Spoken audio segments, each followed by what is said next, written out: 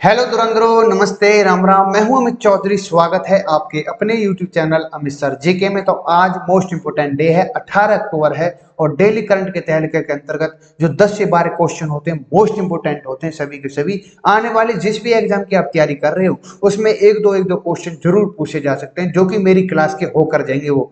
और जिस दिन भी आपका पेपर होगा उसी दिन मैं एनालिसिस करके बताऊंगा कि मेरी क्लास से ये क्वेश्चन आया हुआ है। ठीक है, तो डेली करंट का तहलका प्रातः 6 बजे मेरी प्रॉपर तरीके से आ जाती है। इसकी पीडीएफ टेलीग्राम से आप फ्री प्राप्त कर सकते हो, निःशुल्क है। जीके से रिलेटेड कोई भी सब्जेक्ट आपको तंग कर रहा है तो मेरी ऑन यूट्यूब पर क्लासेस पड़ी हुई है, आप ले सकते हो।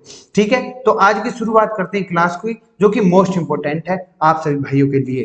तो क्लास को शुरू करने से पहले मैं अक्टूबर के महत्वपूर्ण दिवसों की सूची बताता हूं, जैसे रोज कराता हूं उसी प्रकार से आज भी। 1 अक्टूबर को वृद्ध व्यक्ति का अंतर्राष्ट्रीय दिवस होता है। 2 को अहिंसा दिवस और गांधी जयंती जी, लाल बहादुर शास्त्री जी की जयंती 2 अक्टूबर को होती है। वहीं पर 3 अक्टूबर की बात करूं, विश्व प्राकृतिक दिवस, विश्व पर्यावरण दिवस और विश्व कल्याण दिवस, ये दोनों 4 अक्टूबर को मनाए जाते हैं। 5 अक्टूबर को विश्व शिक्षक दिवस मनाया जाता है और राष्ट्रीय शिक्षक दिवस आपको पता होगी 5 सितंबर को।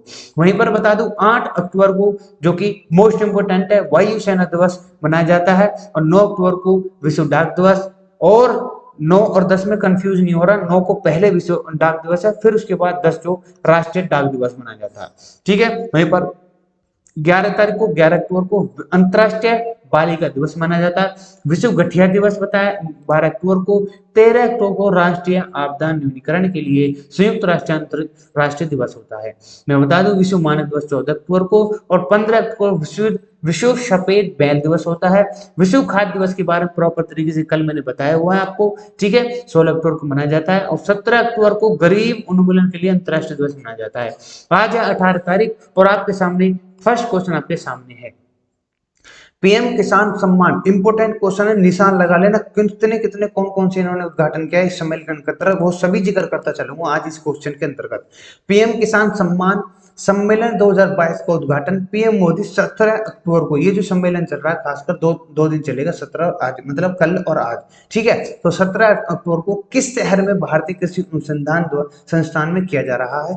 ठीक है, तो ये चंडीगढ़ के अंतर्गत है, पंडुचेरी के या नई दिल्ली के, कोई नहीं। तो इसके अंतर्गत नई दिल्ली के अंतर्गत ये सम्मेलन चल रहा है, जिसको लेकर के कई उद्घाटन हुए हैं सम्मेलन के दौरान में। ठीक है, सम्मेलन में देश भर के 13,000 से अधिक किसान और लगभग 1500 कृषि स्टार्टअप हिस्सा ले रहे हैं। और इस कार्यक्रम में लगभग 1 करोड़ से अधिक किसानों को वर्चुअली शामिल होने की उम्मीद है।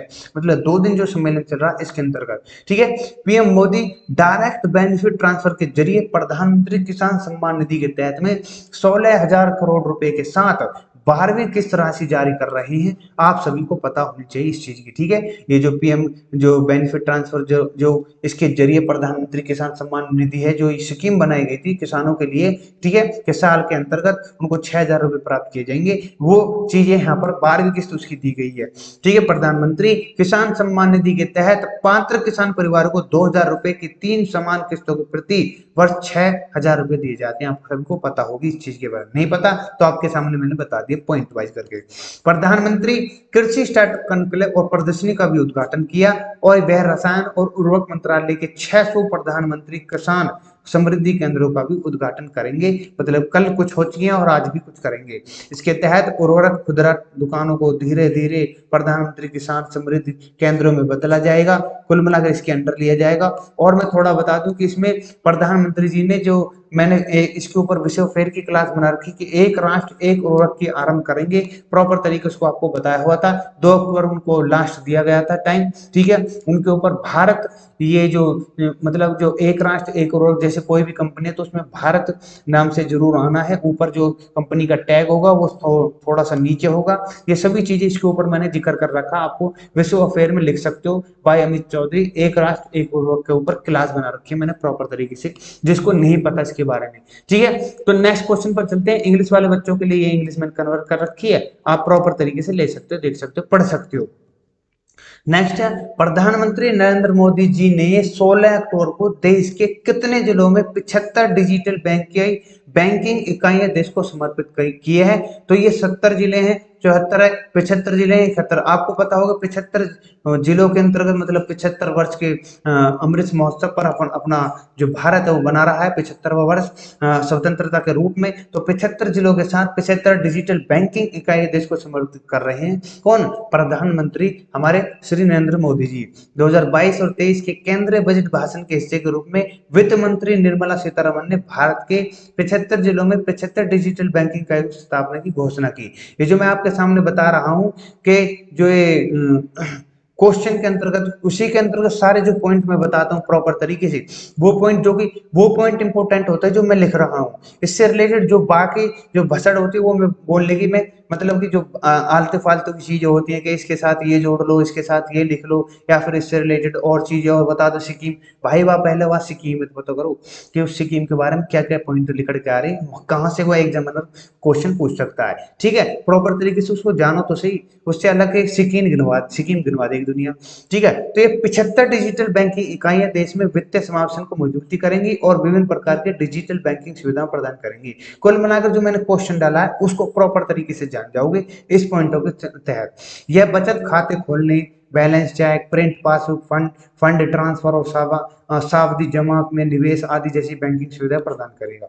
इस पहल के सार्वजनिक क्षेत्र में 11 बैंक है और बाहर निजी क्षेत्र बैंक और एक लघु वित्त बैंक भाग ले रहे हैं। ये 75 डिजिटल बैंकिंग इकाइयां डिजिटल वित्तीय साक्षरता का प्रसार भी करेंगी और ग्राहकों को साइबर सुरक्षा के बारे में शिक्षित करने की विशेष जोर दिया जाएगा। ठीक है, ये सभी चीजें इंपॉर्टेंट है, जो भी बच्चा इंग्लिश से रिलेटेड है वो यहाँ से प्राप्त कर सकता है मेरे भाई। ठीक है, नेक्स्ट क्वेश्चन पर चलते हैं। भारत ने किस टीम को हराकर महिला एशिया कप का खिताब अपने नाम किया है?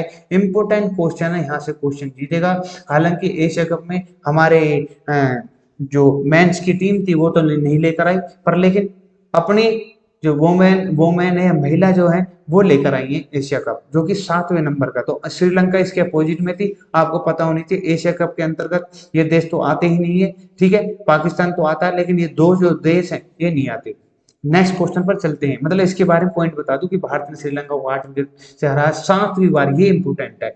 7वीं बार महिला एशिया कप का खिताब ने नाम कर लिया है। ठीक है, ये जो एशिया कप था जिसमें जो श्रीलंका इसमें अपोजिट में थी, 14 साल बाद फाइनल में पहुंची थी। ठीक है, इसको लेकर भी वो हार गई।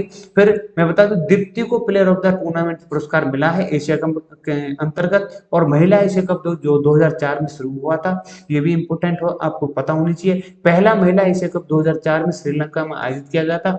टूर्नामेंट का 2022 संस्करण बांग्लादेश में हुआ। ये सभी चीजें इंपोर्टेंट है। पहला कब हुआ, जो अब हुआ, ये कहां पर हुआ, किस देश में हुआ था। ठीक है, सभी चीजें इंपोर्टेंट है।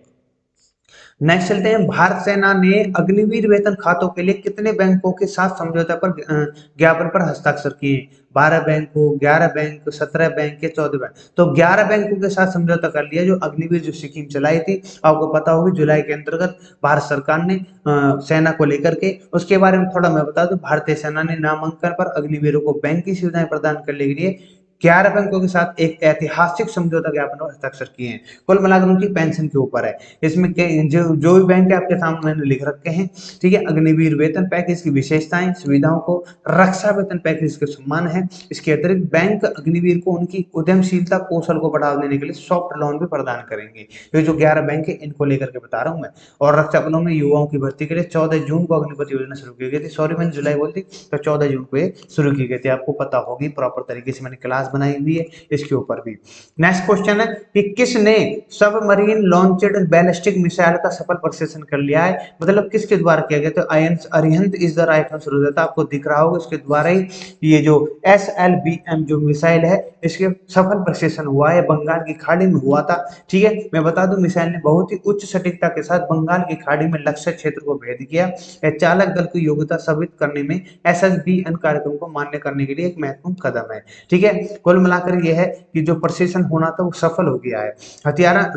जो हथियार प्रणाली के सभी परिचालन तकनीकी टेक्नोलॉजी मानकों को मान्य किया गया है। और रक्षा मंत्रालय ने कहा कि परीक्षण SSBN कार्यक्रम के लिए महत्वपूर्ण है, जो भारत के परमाणु प्रतिरोधक क्षमताओं का एक महत्वपूर्ण तत्व सबमरीन लॉन्च्ड ब्लास्टिक मिसाइल, जिसको SLBMS इंग्लिश में मैंने भी दे रखी है, आपको पढ़ सकते हैं यहाँ पर। SLBMS submarine launched ballistic missile इसकी फुल फॉर्म हो जाती है। यहाँ से क्वेश्चन आ सकता है, आपको फुल फॉर्म पूछ सकता है कोई भी डिफेंस से रिलेटेड जो बच्चा तैयारी कर रहा है, ठीक है। तो ये सभी पॉइंट मैंने लिखे हुए हैं। वहीं पर INS अरिहंत ANN BPN परियोजना के तहत पहली नींव रखी गई और INS अरिहंत 2018 में पूरी तरह से चालू हो गया था।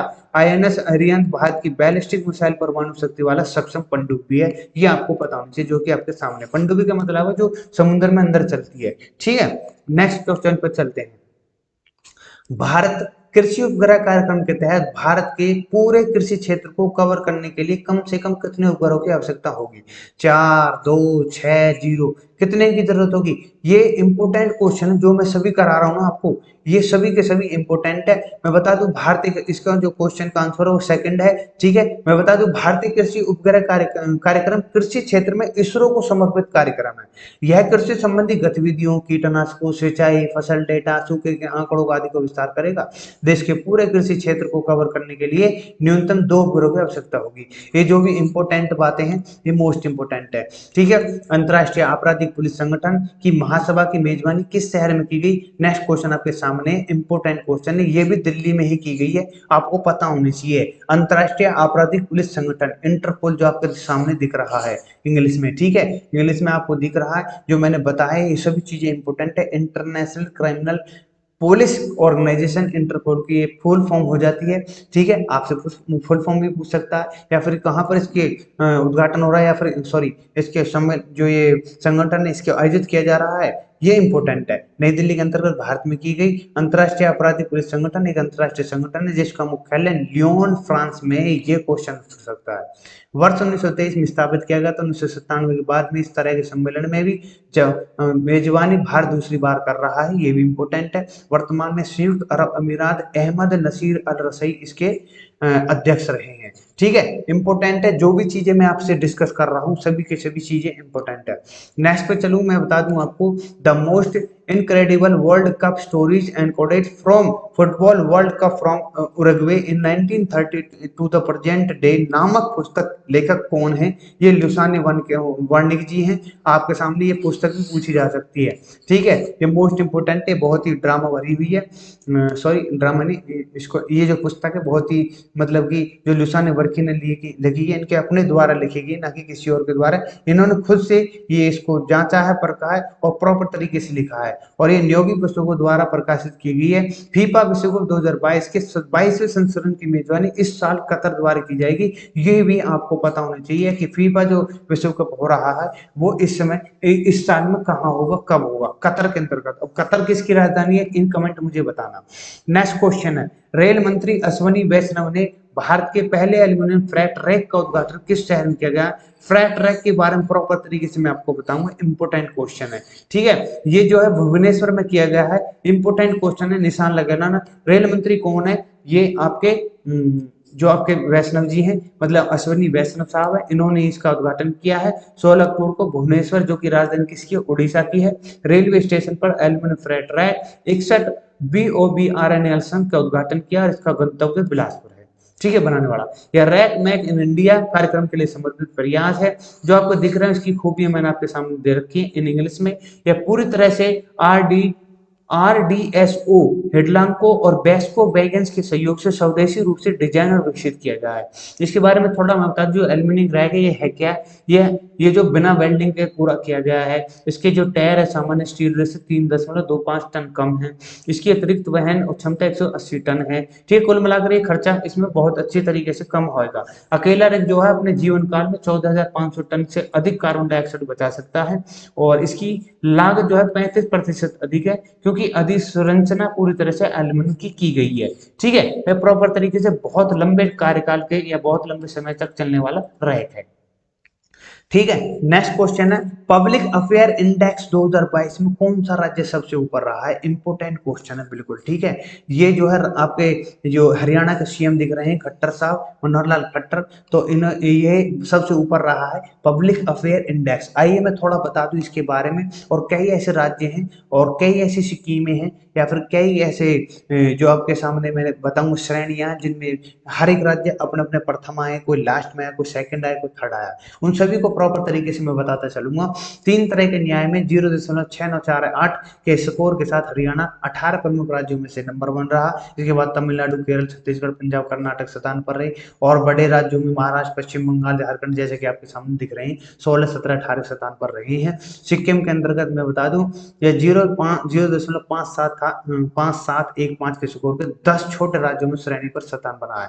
मतलब छोटे राज्य और बड़े राज्य जो उनको भी अलग अलग भागों में बांट करके उनको भी पोजीशन दी गई है। ठीक है। पीआई 7वां संस्करण भारत में राज्यों के शासन बेंगलुरु स्थित पब्लिक अफेयर सेंटर द्वारा जारी किया गया और पब्लिक अफेयर इंडेक्स में 3 प्रकार की श्रेणियां होती है जो कि आर्थिक न्याय, राजनीतिक न्याय, सामाजिक न्याय। आर्थिक न्याय जो है यह इसमें छत्तीसगढ़ प्रथम है और जो लास्ट स्थान पर उत्तराखंड है। राजनीतिक न्याय में प्रथम स्थान तमिलनाडु का है और लास्ट में जो होता है, लास्ट में जो है वो आपके सामने इसमें तो दूसरा तीसरा दे रखा है, लेकिन जो छोटे राज्य में उत्तराखंड फर्स्ट स्थान पर, मतलब फर्स्ट पोजीशन, गोवा अंतिम में, किसमें राजनीतिक न्याय श्रेणी में। सामाजिक न्याय श्रेणी में पंजाब पहले स्थान पर है, हरियाणा, केरल दूसरे और तीसरे। हरियाणा वालों के लिए इंपॉर्टेंट क्वेश्चन बता रहा हूं मैं। छोटे राज्यों में उत्तराखंड सामाजिक न्याय देने में सबसे ऊपर और नागालैंड सबसे अंतिम स्थान पर है। सभी चीजें इंपॉर्टेंट है, जितने भी क्वेश्चन मैंने करवाने की कोशिश की अपने भाइयों को मोस्ट इंपॉर्टेंट है। आशा करता हूँ आज की क्लास के अंतर्गत जितने भी क्वेश्चन मैंने पॉइंट वाइज बताई हर पॉइंट को नोट कर लेना। पीडीएफ में बता दूंगा, शेयर अमित सर जी के टेलीग्राम पर प्राप्त कर सकते हैं, निःशुल्क है सब कुछ। क्वेश्चनों को पीडीएफ को पॉइंट वाइज इंग्लिश वाले बच्चे पढ़ सकते हैं, हिंदी वाले पढ़ सकते हैं मेरी बुक को। ठीक है, इसी के साथ मैं विदा लूंगा। नमस्ते, राम राम, जय हिंद, जय भारत। मिलते हैं नेक्स्ट क्लास में जो कि मोस्ट इंपोर्टेंट है। विषय फेयर कई दिनों से नहीं हो रही, आज शायद करवाने की कोशिश करूंगा। ठीक है, किसी कारणवश में। ठीक है।